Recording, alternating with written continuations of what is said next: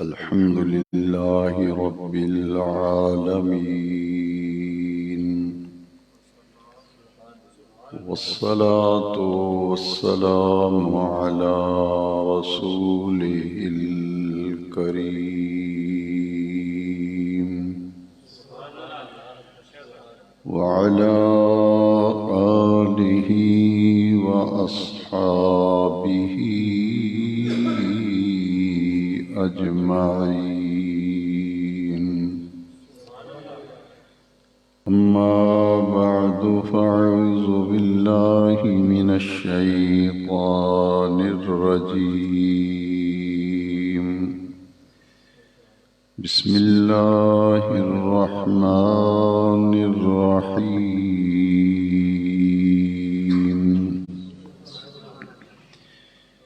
يا أيها الذين آمنوا إذا نودي للصلاة من يوم الجمعة فاسعوا إلى ذكر الله وذروا البيع ذلكم خير لكم إن كنتم تعلمون. صدق الله مولانا العظيم. إن الله وملائكته يصلون على النبي يا أيها الذين آمنوا صلوا عليه وسلموا تسليما. الصلاة والسلام عليك يا سيدي يا رسول الله وعلى آلك وأصحابك يا سيدي يا خاتم النبيين.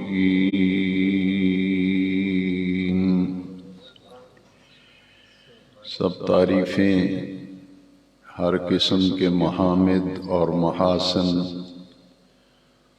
اس اللہ رب العزت جل مجدہ الکریم کے لیے ہیں جس اللہ وحدہ لا شریک لہ نے اپنے فضل و کرم کے ساتھ اپنے پیارے محبوب کریم صلی اللہ علیہ وسلم کے طفیل ہمیں نور ایمان عطا فرمایا. دعا ہے کہ مولا کریم جل مجدہ آخر دم تک ہمارے دلوں میں یہ نور ایمان قائم دائم اور ثابت رکھے.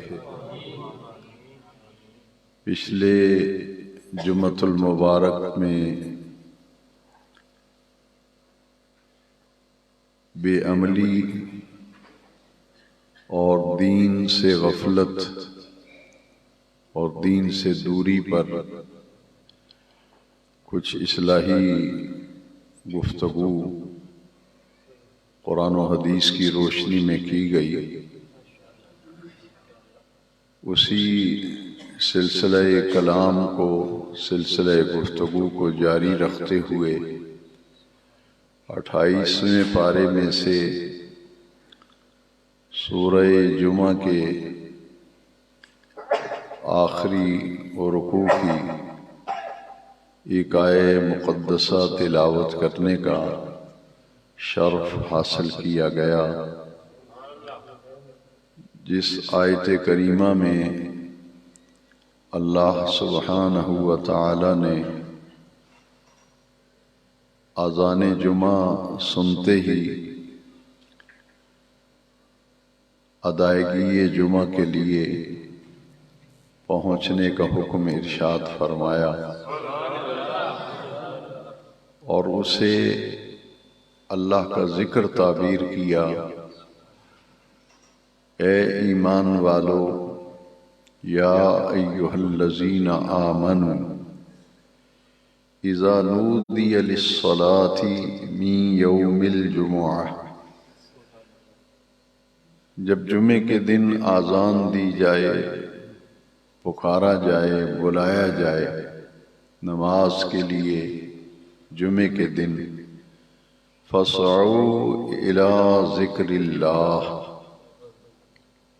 تو اللہ کے ذکر کی طرف دوڑو۔ سعی کا معنی ہوتا ہے دوڑنا، تیز تیز قدم اٹھا کر چلنا۔ فاسعوا الی ذکر اللہ، کہ اللہ کے ذکر کی طرف دوڑو۔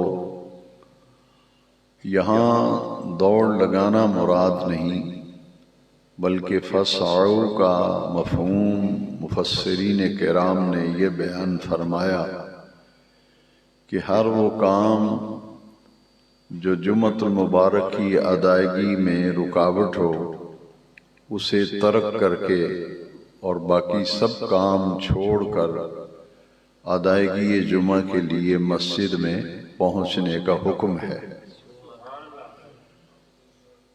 اذان سنتے ہی نکل پڑو اور ادائیگی جمعہ کے لیے مسجد میں پہنچو۔ وَذَرُوا الْبَيْعَ، اور بیع کہتے ہیں خریدنے اور بیچنے کو، کاروبار کو، لین دین کے معاملات کو۔ کاروباری معاملات، خرید و فروخت، یہ منع کر دیا گیا اور فرمایا کہ اللہ کے ذکر کی طرف دوڑو اور پہنچو۔ ذالکم خیر لکم، یہ تمہارے لیے بہتر ہے، تمہارے لیے اسی میں خیر ہے۔ ان کنتم تعلمون، اگر تم جانتے ہو، علم رکھتے ہو، تو اذان جمعہ سنتے ہی ادائیگی جمعہ کے لیے پہنچنا، یہ عمل ایمان والوں کے لیے بہتر ہے اور اس عمل میں ایمان والوں کے لیے خیر ہے۔ ہمارے ہاں مساجد میں بدقسمتی سے وہ ماحول جو دین کا تقاضا ہے وہ نہ بن سکا۔ اس کی ایک بنیادی وجہ ہے کہ جمعے کے بارے میں جو عمومی تصور ہے وہ لوگوں نے نماز تک محدود سمجھ لیا ہے کہ صرف نماز جمعہ ادا کرنی ہے، پڑھنی ہے، جبکہ یہ جمعے کا اجتماع جو ہے یہ تذکیر اور نصیحت کا دن ہے۔ اس دن دین کے حوالے سے کچھ باتیں سیکھنا اور سمجھنا، تاکہ ان باتوں کو سیکھ سمجھ کر ان پر عمل کریں، کچھ نصیحت حاصل کریں، کچھ تذکیر کہتے ہیں بھولی ہوئی چیز کو بار بار یاد دلانا۔ امت جن معاملات میں غفلت کا شکار ہے اور جن معاملات میں سستی کا شکار ہے، ان کے معاملے میں جمعے کے اجتماعات میں تنبیہ کرنا اور آگاہ کرنا، دین کی باتیں سکھانا، تعلیم دینا، تبلیغ کرنا، تذکیر و نصیحت بھی اسے کہتے ہیں۔ یہ اصل مقصد ہے کہ یہ اہل اسلام کا ہفتہ وار تعلیمی، تبلیغی اور تربیتی اجتماع ہے، جس میں بہت سی باتیں سیکھنے کا حکم دیا گیا اور اسے اللہ کا ذکر قرار دیا کہ فَاسْعَوْا إِلَىٰ ذِكْرِ اللَّهِ، کہ اللہ کے ذکر کی طرف پہنچو اور کوشش کرو اور دوڑو۔ قرآن مجید چونکہ ہدایت کا سرچشمہ ہے اور منبع ہے، دنیا اور آخرت کی کامیابی اسی بات میں ہے کہ ہم قرآن مجید سے اپنا تعلق جو ہے اسے مضبوط اور مستحکم کریں، پچھلے جمعے اس پر میں نے کچھ گفتگو کی اور تلاوت قرآن مجید کے حوالے سے بھی کچھ آپ کو حدیثیں سنائی تھی۔ اسی سلسلہ کلام کو آگے بڑھاتے ہوئے میں یہ عرض کروں گا کہ جب ہم قرآن مجید کا مطالعہ کرتے ہیں، تلاوت کرتے ہیں، پڑھتے ہیں، غور و فکر کرتے ہیں، تو آج کی آیت جو خطاب جمعہ میں بطور عنوان تلاوت کی گئی، اس میں ادائیگی جمعۃ المبارک کو اللہ کا ذکر کہا گیا۔ فَاسْعَوْا إِلَىٰ ذِكْرِ اللَّهِ کہ اللہ کے ذکر کی طرف دوڑو اور پہنچو اور کوشش کرو۔ اور ایک مقام پر قرآن مجید میں جو ہم 5 وقت کی نماز ادا کرتے ہیں، اسے بھی اللہ کا ذکر کہا گیا۔ اقم الصلاۃ لذکری، اللہ رب العزت نے ارشاد فرمایا کہ میری یاد، میرے ذکر کے لیے صحیح صحیح ادا کیا کرو نماز۔ تو نماز بھی اللہ کی یاد اور اللہ کے ذکر کا ایک بہترین طریقہ جو ہے وہ ادائیگی نماز ہے، اقامت صلاۃ ہے۔ اور پھر قرآن مجید کو بھی اللہ کا ذکر کہا گیا۔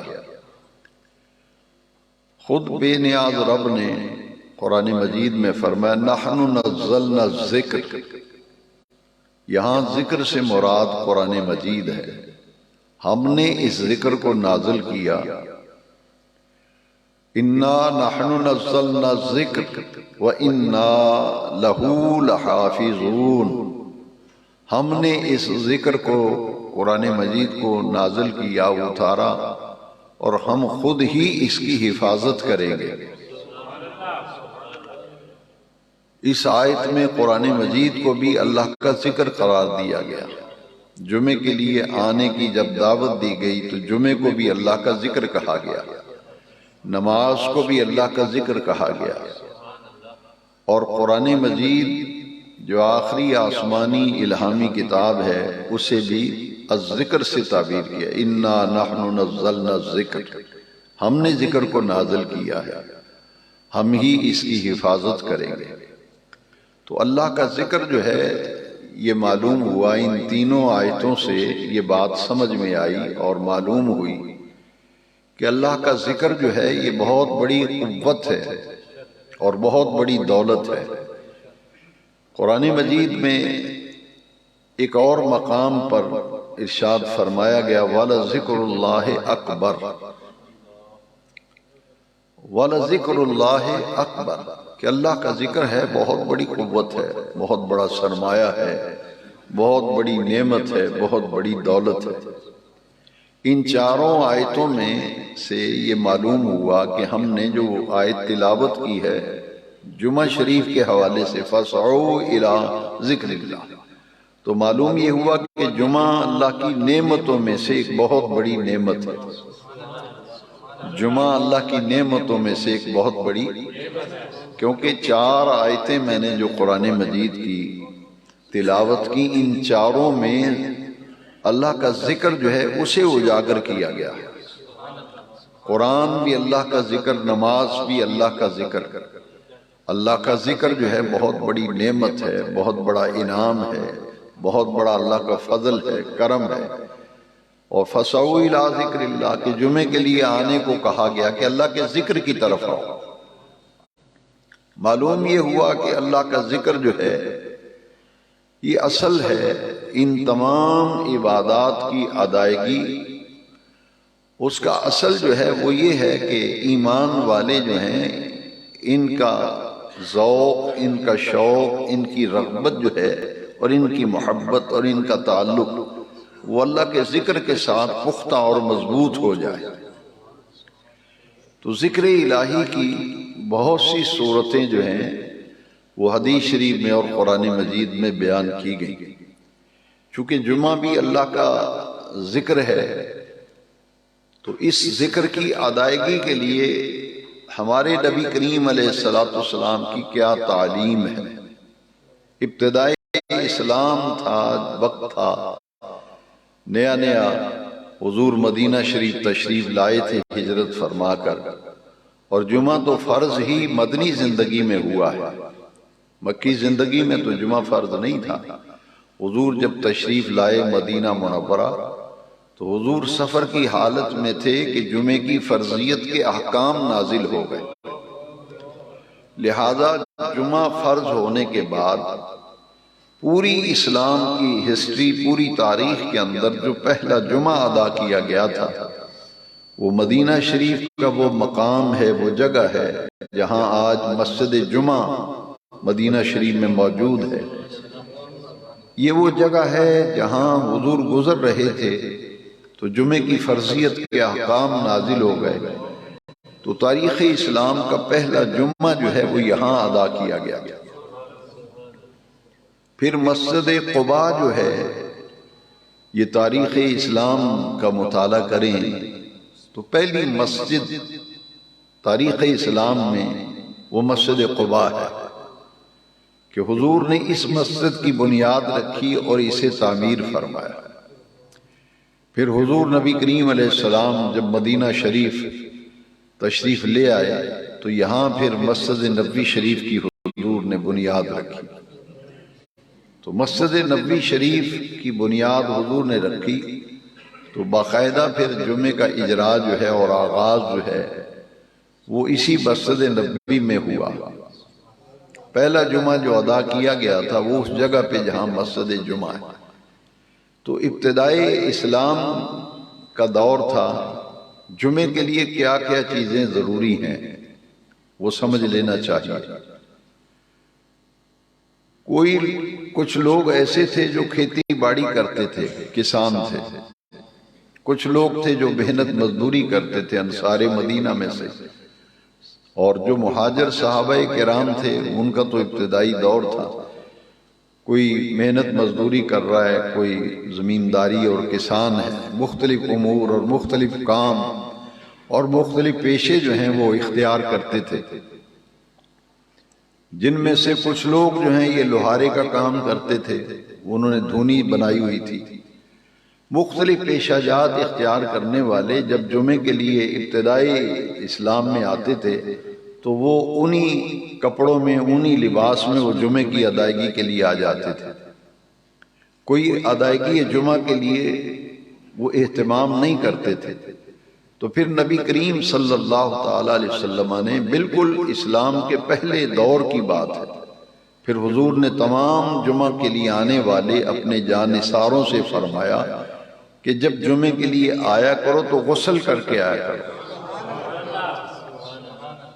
اصل مقصد کیا تھا کہ صاف ستھرا ہو کر اور پاک صاف ہو کے آؤ تو غسل کر کے آیا کرو۔ اس لیے امام اعظم ابو حنیفہ رحمۃ اللہ تعالی علیہ کے نزدیک جمعے کا غسل جو ہے یہ سنت ہے۔ جمعے کو نہا کر کے غسل کر کے مسواک کا استعمال کر کے نماز جمعہ کے لیے آنا یہ حضور کی سنت ہے۔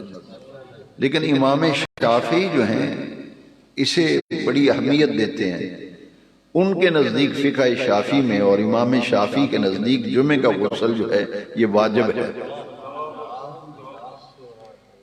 ان کے نزدیک جمعے کا غسل واجب ہے، اور ہم چونکہ حنفی ہیں، ہمارے امام اعظم ابو حنیفہ فرماتے ہیں کہ واجب جو ہے اس سے ممکن ہے کوئی مشقت میں پڑ جائے، تو جب حضور نے آسانی رکھی ہے تو اسے سنت کے درجے میں رکھا۔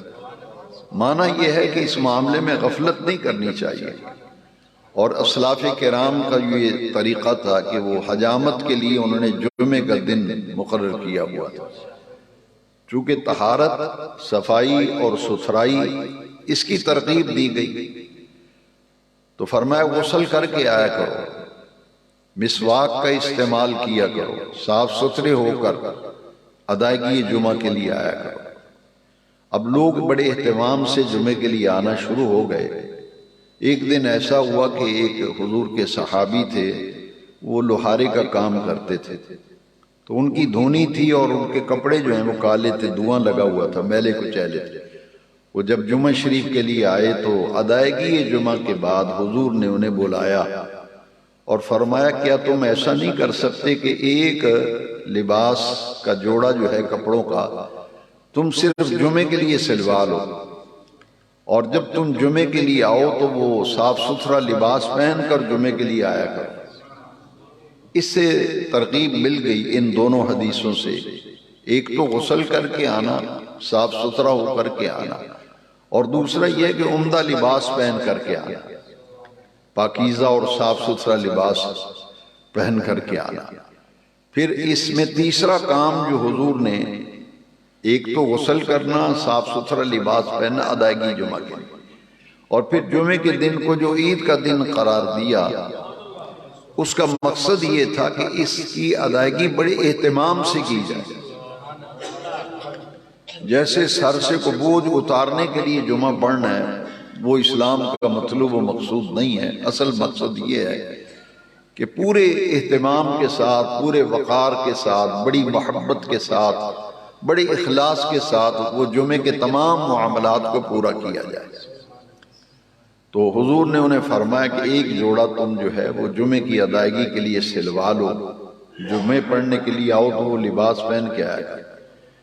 پھر اس کے بعد حضور نے جو ترغیب دی اس میں دو چیزوں کو شامل فرمایا، ایک مسواک اور ایک خوشبو، دو چیزیں کہ ادائیگی جمعہ کے لیے آؤ تو خوشبو کا اہتمام کر کے آؤ۔ تو حضور نے صحابہ کے بھرے مجمع میں فرمایا التعطر والسواک من سنن الانبیاء، کہ مسواک کرنا، دانتوں کی صفائی ستھرائی کا لحاظ و خیال رکھنا، اور خوشبو لگانا یہ انبیاء کرام کی سنت ہے۔ من سنن الانبیاء، یہ 1.25 لاکھ نبیوں کی سنت ہے، یہ 1.25 لاکھ نبیوں کی سنت ہے۔ دو چیزیں فرمائیں، ایک مسواک اور ایک خوشبو۔ اور پھر اس میں اگر تیسری حدیث ساتھ ملا لیں جو اس کے بعد سرکار نے فرمایا علیہ السلام، اپنی مسجدوں کی فضا ایسے رکھو کہ خوشبو آئے مسجدوں سے، مسجدوں کو خوشبودار بناؤ، مسجدوں کا ماحول جو ہے وہ پاکیزہ ہو، صاف ستھرا ہو، خوبصورتی کا ماحول ہو، ستھرائی کا ماحول ہو اور خوشبودار ماحول ہو۔ آج بھی حرم مکہ میں اور حرم نبوی میں، مکہ شریف، مدینہ شریف، جمعے کے موقع پر لوبان جو ہے اور اس کی عود وغیرہ، اس کی باقاعدہ دھونی دی جاتی ہے پوری مسجد نبوی کو۔ اور مسجد نبوی شریف میں بھی اور حرم مکہ میں بھی آپ کو ایسے لوگ ملیں گے کہ جمعے کے دن مسجد کے جتنے بھی دروازے ہیں، کسی نہ کسی دروازے پہ آپ کو یہ منظر دیکھنے کو ملے گا، وہاں عطر لے کر لوگ کھڑے ہیں، جتنے نمازی آتے ہیں سب کو عطر لگاتے ہیں۔ اور مسجد نبوی شریف میں خاص طور پر، حرم مکہ میں بھی ایسا ہی ہے، خاص طور پر مدینہ شریف میں 5 وقت کی نمازوں میں ایسے نمازی آپ کو ملیں گے جو مسجد میں نماز کے لیے بیٹھے ہیں، جماعت کا انتظار کر رہے ہیں، وہ ان سب کو خوشبو لگاتے ہیں۔ وہ جمعے کے لیے آتے ہیں، نماز کے لیے آتے ہیں تو بازار سے عطر لے کر کے آتے ہیں، وہ جاتے ہوئے ساری شیشی خالی کر دیتے ہیں، جتنی دائیں بائیں آگے پیچھے نمازی بیٹھے ہیں سب کے ہاتھ پہ وہ عطر لگائیں گے، کیونکہ جو مسجدوں کا ماحول کو خوشبودار رکھنا۔ اور چونکہ اجتماع ہوتا ہے، پھر کندھے سے کندھا ملا کر صف میں کھڑے ہونا ہے، تو اسلام یہ چاہتا ہے کہ بڑا پاکیزہ سا ماحول ہو، بڑا نفیس سا ماحول ہو مسجدوں کا، لباس بھی صاف ستھرا ہو، طبیعتیں بھی صاف ستھری ہوں، تو ایک خاص اہتمام کے ساتھ ادائیگی ہے۔ اب تو وہ دور دیکھنے کو آنکھیں ترستی ہیں کہ وہ بیان جمعہ شروع ہو تو مسجد بھری ہو، وہ تو اب ماحول نہیں ہے۔ کسی زمانے میں تھا، ہم نے اپنے بزرگوں سے بھی سنا کہ لوگ خطیب کا انتظار کرتے تھے، اسی لیے وہ حدیث شریف ہے نا کہ اذا خرج الامام الی المنبر لا صلاۃ ولا کلام، کہ جب امام خطبہ دینے کے لیے ممبر کی طرف آئے تو پھر نہ کوئی نماز پڑھ سکتے ہیں نہ کوئی کلام کر سکتے ہیں۔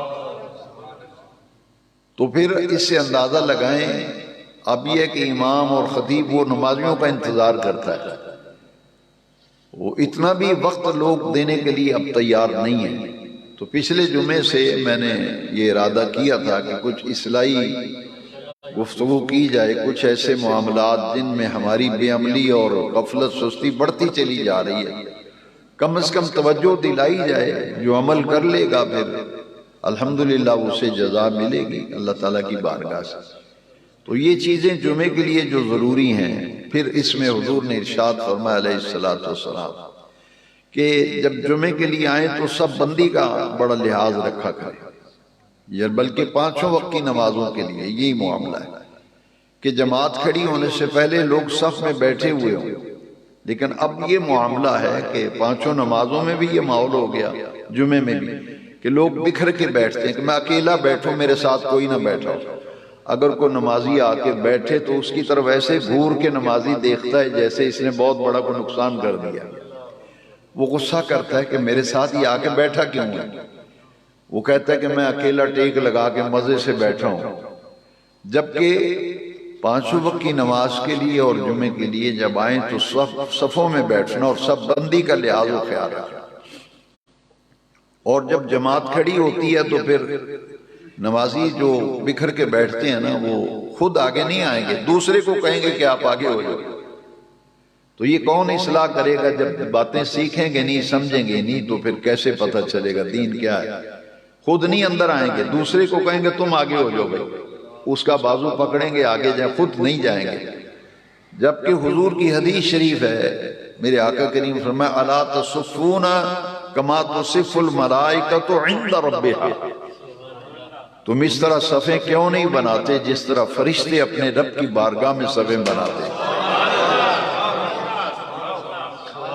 تو فرشتے اس طرح صفیں بناتے ہیں کہ جیسے مولوی صاحب سے، خطیب صاحب سے نمازی ناراض ہے، دور چھپ کے علیحدہ ہو کے بیٹھے گا کہ میں علیحدہ ہی بیٹھوں، کیا فرشتے اس طرح صفیں بناتے ہیں؟ صحابہ کرام نے پوچھ لیا کہ حضور فرشتے کیسے صفیں بناتے ہیں اپنے رب کی بارگاہ؟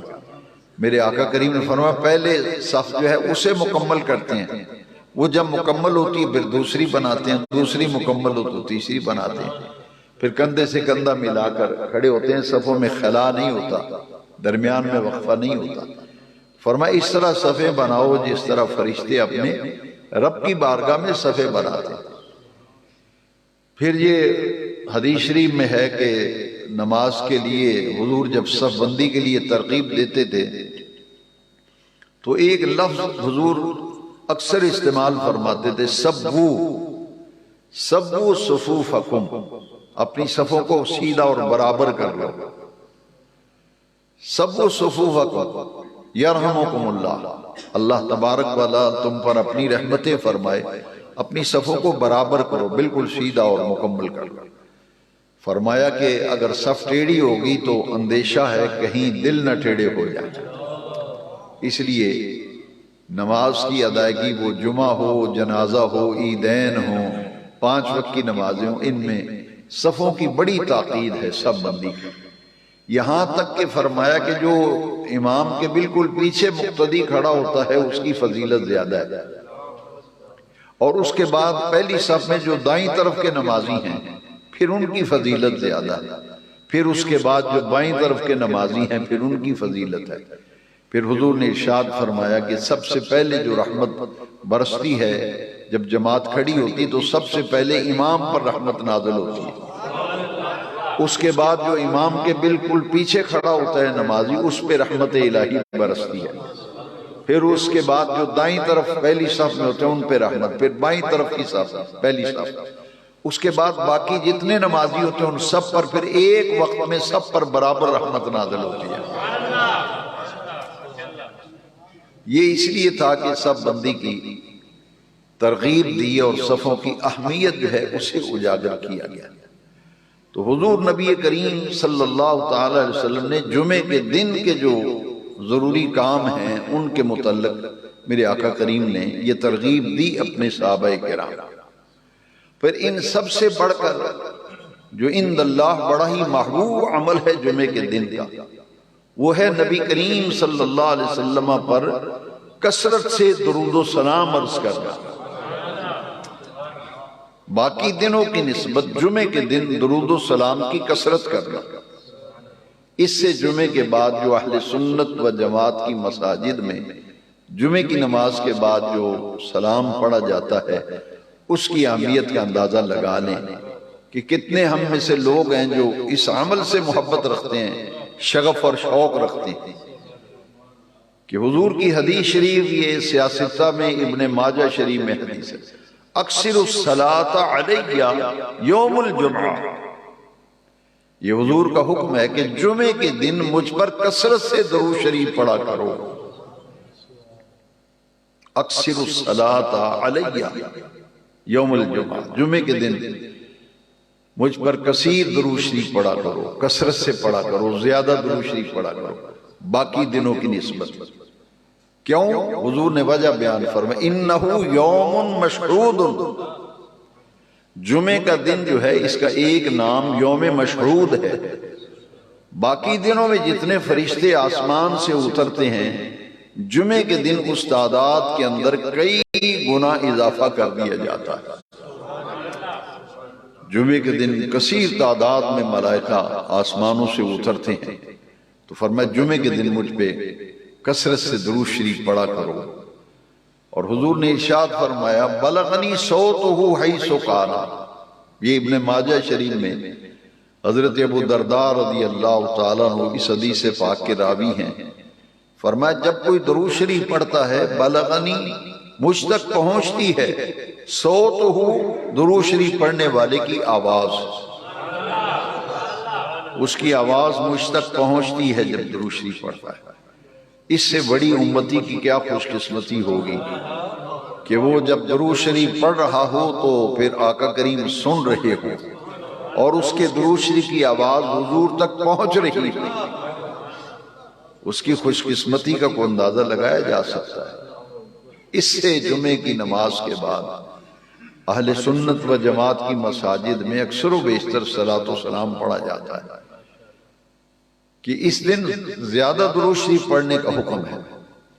جب حضور نے فرمایا کہ درود شریف کی آواز مجھ تک پہنچتی ہے تو صحابہ کرام نے پوچھا وبعد وفاتک یا رسول اللہ صلی اللہ علیہ وسلم، حضور جب آپ وصال فرما جائیں گے تو آپ کی وفات اور وصال کے بعد بھی یہ آواز آپ تک پہنچے گی درود شریف کی؟ حضور نے فرمایا بعد وفاتی، ہاں میری وفات، میرے وصال کے بعد بھی درود کی آواز مجھ تک پہنچے گی، آواز پہنچے گی۔ اور اس پر حضور نے جو دلیل ارشاد فرمائی وہ خود زبان رسالت نے حضور سے درود شریف کی آواز پہنچنے کا سبب بھی حضور نے بیان فرمایا۔ حضور نے فرمایا ان اللہ تعالی حرم علی الارض ان تاکل اجساد الانبیاء، اللہ نے زمین پر نبیوں کے جسم کے کھانے کو حرام کر دیا ہے۔ فنبی اللہ حی ویرزق، نبی اپنی قبروں میں زندہ ہوتے ہیں، انہیں رزق بھی دیا جاتا ہے۔ اور یہ حدیث شریف ابن قیم جو ہمارے مخالفین ہیں ہمارے مسلک کے، ان کے بہت بڑے امام ہیں ابن قیم، ان کی کتاب ہے جلاء الافہام۔ یہ حدیث شریف جو ابن ماجہ شریف میں ہے، یہ علامہ ابن قیم نے اپنی کتاب جلاء الافہام میں بھی بعین ہی اسی حدیث شریف کو نقل کیا، وہاں بھی یہی لفظ موجود ہیں بلغنی صوتہ حیث کانا۔ حیث کانا کا مطلب یہ ہے کہ پوری دنیا میں، پورے قرۂ ارض پر، کسی مقام پر، کسی جگہ پہ کوئی درود شریف پڑھتا ہے تو نبی کریم علیہ السلام تک اس کے درود شریف کی آواز جو ہے وہ پہنچتی ہے۔ جلاء الافہام میں ابن قیم نے بھی یہ حدیث نقل کی کہ وفات کے بعد سرکار نے فرمایا میرے وصال کے بعد بھی درود شریف کی آواز مجھ تک پہنچے گی، اس لیے کہ اللہ نے زمین پر نبیوں کے جسم کے کھانے کو حرام کر دیا۔ وَنَبِيُّ اللَّهِ حَيٌّ وَيُرْزَقُ، نبی زندہ ہوتا ہے، انہیں رزق بھی دیا جاتا ہے۔ اور دوسری حدیث شریف میں ہے الانبیاء احیاء فی قبورہم یصلون ویرزقون، کہ انبیاء کرام علیہم التسلیمات اپنی قبروں میں زندہ ہوتے ہیں، انہیں رزق بھی دیا جاتا ہے، وہ اپنی قبروں میں نماز بھی پڑھتے ہیں۔ بخاری شریف کے بعد مسلم شریف حدیث شریف کی کتاب ہے۔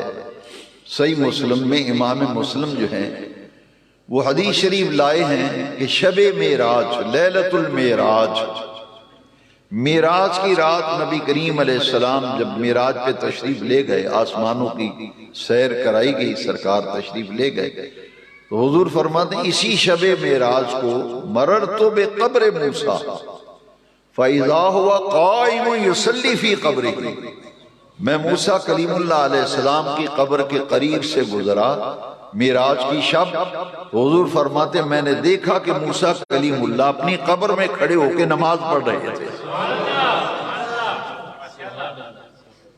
اپنی قبر میں نماز پڑھ رہے تھے۔ تو جمعے کا دن جو ہے اس میں دیگر امور کے ساتھ ساتھ باقی مصروفیات ہفتے میں ایک دن نکالنے، جیسے بینک کا ملازم ہو، کسی سیکریٹریٹ میں ملازم ہے، کہیں کوئی آفیسر ہیں، عام مزدور ہیں، کوئی بھی ہیں، چھوٹے محکموں میں کام کرنے والے، وہ کہتے ہیں جی اتوار کو چھٹی ہوتی ہے، اتوار کو ہماری چھٹی ہے، جو ہمارے کام گھر کاج کے دوسرے رکے ہوتے ہیں وہ ہم اتوار کے دن کرتے ہیں۔ یہاں تک کہ ڈاکٹر حضرات جو ہیں ان میں سے بھی اکثر ڈاکٹر کہتے ہیں کہ بھئی میں اتوار کو مریض نہیں دیکھتا، یہ اتوار کا دن میں نے رکھا ہے اپنے ذاتی کاموں کے لیے۔ تو میں یہ اکثر یہ کہا کرتا ہوں کہ جمعے کا دن جو ہے اسے آپ اللہ کے لیے، اللہ کے رسول کے لیے اور دین کے لیے وقف کر دیں گے۔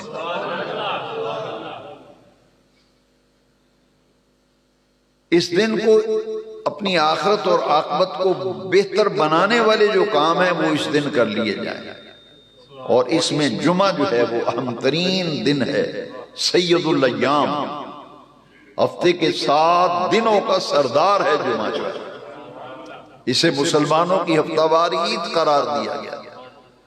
یہ مسلمانوں کا ہفتہ وار تذکیر کا اجتماع ہے، نصیحت کا اجتماع ہے، تبلیغ کا اجتماع ہے، لہذا اس دن اول وقت میں آنے کی عادت اگر ہم سب بنا لیں تو اس کی بے شمار برکتیں ہوں گی۔ آپ اندازہ فرمائیں کہ اگر آپ دکاندار ہیں، بزنس مین ہیں، کاروبار کرتے ہیں، ایک طرف آپ کو 1000 روپیہ منافع آ رہا ہے، ایک طرف 100 روپیہ منافع آ رہا ہے، تو 1000 کا منافع لیں گے یا 100 والا منافع؟ 1000 والے منافع کو پسند کریں گے یا 100 والا؟ 1000 والا۔ تو میرے آقا کریم کی یہ حدیث کیوں ہم بھول گئے؟ ہماری توجہ کیوں نہیں اس حدیث شریف کی طرف؟ نبی کریم علیہ السلام نے فرمایا جمعے کے دن جو اول وقت میں آتا ہے وہ ایسے ہے جیسے اس نے اونٹ اللہ کی راستے میں قربان کیا، اونٹ صدقہ کیا، اونٹ کی قربانی کی، اول وقت میں آیا۔ اس کے بعد جو بعد والی گھڑی میں آیا وہ ایسے ہے جیسے اس نے گائے خیرات کی، گائے کی قربانی دی، گائے کا صدقہ دیا۔ اس کے بعد وقت میں جو آئے وہ ایسے ہے جیسے اس نے بکری یا بکرا جو ہے وہ قربانی کی، اس کی خیرات کی اور صدقہ دیا۔ اور اس کے بعد والی گھڑی میں جو آیا وہ ایسے جیسے اس نے مرغی خیرات کی اور مرغی صدقہ کیا۔ اور جو بالکل آخر وقت میں آئے، بالکل آخری ساعت میں آئے، وہ ایسے جیسے اس نے انڈا خیرات کیا۔ دنیا کے لیے تو منافع کے لیے ہم کتنی کوشش کرتے ہیں، تو دین میں ہمیں منافع کی کوئی ضرورت نہیں۔ پھر فیصلہ کرنا ہوگا کہ انڈے والی خیرات کا منافع لینا یا اونٹ کی قربانی والا منافع لینا ہے۔ یہ پھر دین کے معاملے میں کیوں غفلت ہے؟ دنیا کے لیے جو دوڑ ہماری لگی ہوئی ہے، یہ دین کے لیے اس میں سے تو چوتھا حصہ بھی دوڑ نہیں ہم لگاتے۔ اس لیے بحیثیت مسلمان قرآن مجید میں جہاں بھی یہ خطاب آئے ہیں وہاں یا ایھا الذین آمنوا کا لفظ آیا ہے، اے ایمان والو۔ تو جس کو یہ دعویٰ ہے کہ میں صاحب ایمان ہوں، مسلمان ہوں، پھر قرآن کی تعلیم یہ ہے ادخلوا فی السلم کافہ، پھر اسلام میں پورے داخل ہو جاؤ، پھر احکام پر عمل کرو، جو دین کے حوالے سے تمہاری تعلیم ہے، تربیت ہے، اسے سیکھو، اس کو سمجھو، اس پر عمل کرو۔ تو جمعہ جو ہے اس میں شرط ہے خطبتین، 2 خطبے جو ہیں یہ جمعے کی ایک خاص بات ہے کہ جمعے کا جو خطبہ ہے یہ تو فرض ہے. عید پہ جو خطبہ پڑھا جاتا ہے وہ نماز کے بعد پڑھا جاتا ہے 2 خطبے. عید الفطر ہو یا عید الاضحیٰ، وہاں نماز عید کی ادائیگی کے بعد 2 خطبے پڑھے جاتے ہیں. لیکن جمعے میں حضور کی سنت اور حضور کا طریقہ جو ہے وہ نماز جمعہ سے قبل 2 خطبے، خطبتین 2 خطبے پڑھے جاتے ہیں. یہ 2 رکعت کے قائم مقام معلوم ہوتے ہیں کہ جمعے کی 2 رکعتیں فرض کر دی گئی. تو جمعے کا خطبہ جو ہے یہ سننا فرض ہے. یہاں تک اس کی اہمیت ہے کہ خطبے کے بغیر تو جمعے کی ادائیگی کا تصور نہیں ہے. ہاں جو اس نے خطبہ نہیں سنا جماعت میں آ کے شامل ہو گیا اس سے زور ساقط ہو جائے گا. لیکن جمعے کی ادائیگی کے لیے خطبہ جو ہے وہ تو شرط ہے. یہاں تک اس کا حکم ہے کہ اگر خطبے کے دوران کوئی آدمی گفتگو کر رہا ہو، دوسرے نمازی نے اسے کہا کہ بھئی چپ ہو جا خطبہ ہو رہا ہے، تو اس کا ثواب ضائع ہو جاتا ہے. جو کسی کو چپ کرائے گا اس کا ثواب، اس نے خطبے کا ثواب ہی اپنا ضائع کر دیا. یہاں تک ممانعت ہے. جو نماز کے آداب ہیں وہی خطبے کے آداب ہیں. نماز میں کسی سے کلام نہیں کر سکتے، خطبے میں بھی کسی سے کلام نہیں کر سکتے. یہاں تک فقہائے کرام نے لکھا ہے کہ خطبے کے دوران اگر نبی کریم صلی اللہ علیہ وسلم کا اسم مبارک آ جائے تو افضل یہ ہے کہ دل میں حضور پہ درود شریف پڑھو. کیوں؟ اس لیے کہ نماز کے اندر بھی یہ حکم ہے نا. نماز کے اندر بھی امام صاحب نے تلاوت کی ہے نماز کی قرات میں جس میں حضور کا اسم مبارک ہے. جیسے آیت پڑھی ما کان محمد ابا احد من رجالکم، یہاں حضور کا اسم مبارک آ گیا. تو نماز کے اندر بھی یہ حکم ہے کہ زبان سے درود شریف نہیں، دل میں درود شریف کا تصور کر لیں. کیونکہ کچھ نماز کے آداب ہیں تو خطبے کے بھی آداب. تو یہ جمعہ جو ہے اس میں جو خطبے کی خاص اہمیت ہے، خاص اہمیت ہے. اور پھر وہ حدیث شریف تو میں پہلے آپ کو سنا چکا، کچھ لوگ بعد میں آئے ہیں کہ جب امام منبر پہ آ جاتا ہے تو جو دروازے پر 2 فرشتے کھڑے ہوتے ہیں نام لکھتے ہیں باقاعدہ ہر آنے والے کا، وہ اپنا دفتر جو ہے رجسٹر بند کر دیتے ہیں. رجسٹر کو فارسی میں دفتر کہتے ہیں.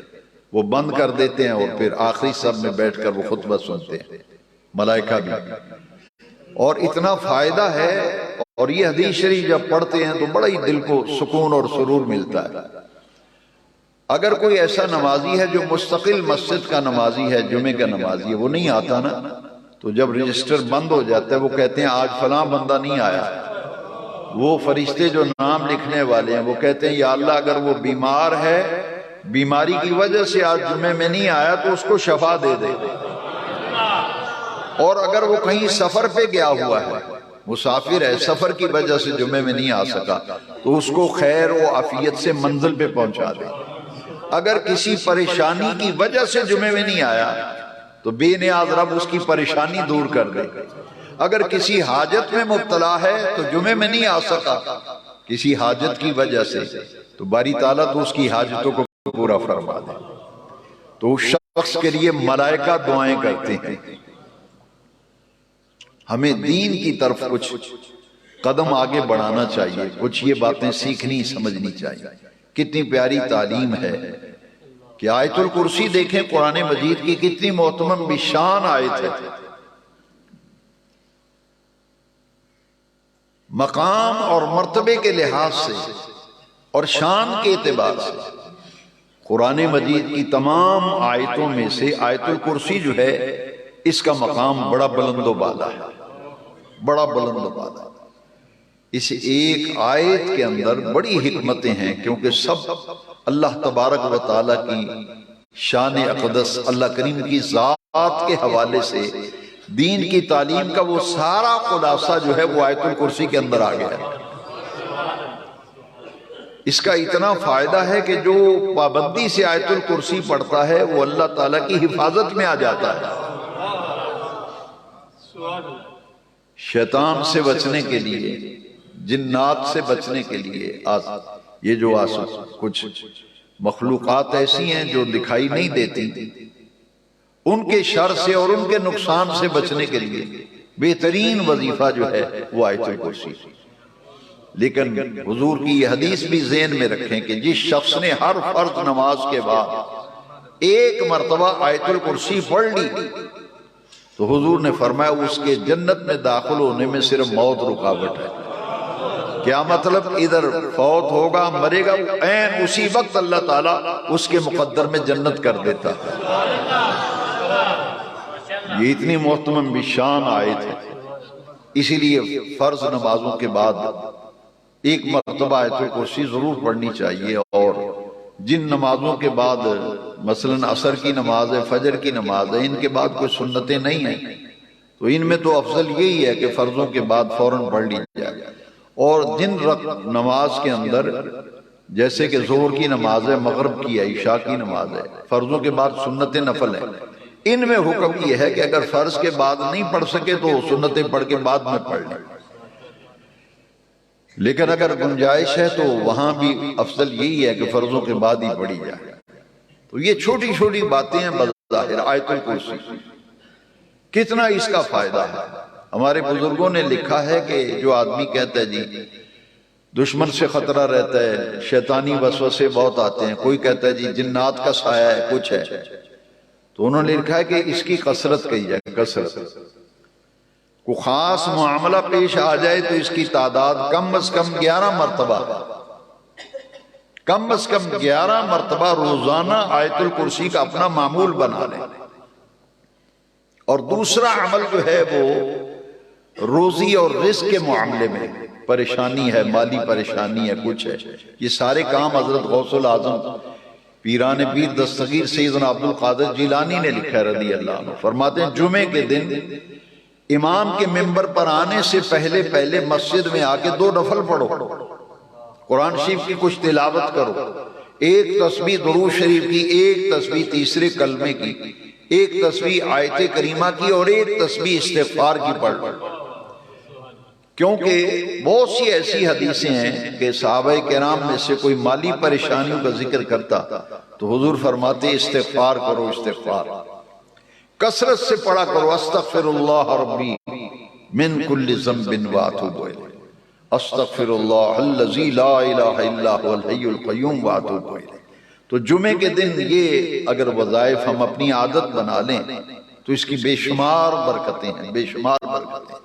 کثرت استغفار، کسی مصیبت دکھ میں کوئی پھنس گیا ہے تو قرآن مجید میں اللہ کریم نے وعدہ کیا ہے کہ حضرت یونس علیہ السلام مچھلی کے پیٹ میں گئے تھے تو انہیں مچھلی کے پیٹ سے ہم نے کیوں نکالا؟ فرمایا انہوں نے پڑھا تھا لا الہ الا انت سبحانک انی کنت من الظالمین۔